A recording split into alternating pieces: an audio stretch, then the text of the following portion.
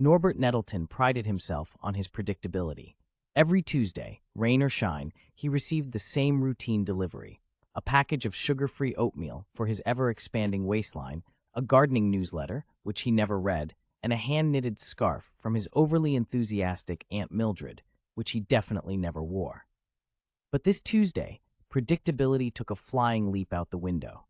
Norbert, upon opening his mailbox, was greeted not by oatmeal, newsletters, or questionable knitwear, but by a bright pink sequined tutu. Confusion furrowed his brow like a slug on a windowpane. Across the street, Mrs. Periwinkle, a retired ballerina with a penchant for flamboyant attire, was experiencing a similar existential crisis. Her mailbox, usually overflowing with dance catalogs and discount coupons for adult tap shoes, held a package of the blandest oatmeal known to mankind. The neighborhood was abuzz. Conspiracy theories flew faster than rogue socks in a dryer. Was it a rogue mail carrier with a flair for the dramatic? A disgruntled flamingo with a vendetta against healthy breakfasts?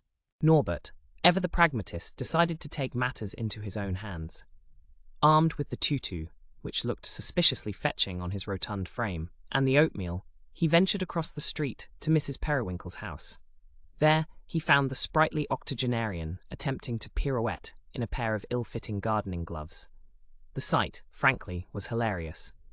After a moment of stunned silence, they both burst into laughter.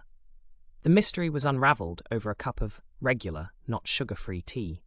Turns out, a new, overzealous mail carrier had mixed up their packages. A sheepish apology and a quick exchange later, order was mostly restored. Norbert never did wear the tutu, but it did find a place of honor on his living room mannequin, a constant reminder of the day the mail went rogue. Mrs. Periwinkle, on the other hand, incorporated the oatmeal into her surprisingly effective new exercise routine. Ballet oats, she called it.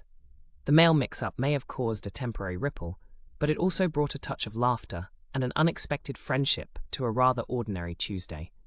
And that, as Norbert, and perhaps even Mrs. Periwinkle would agree, was a recipe for a much more interesting life.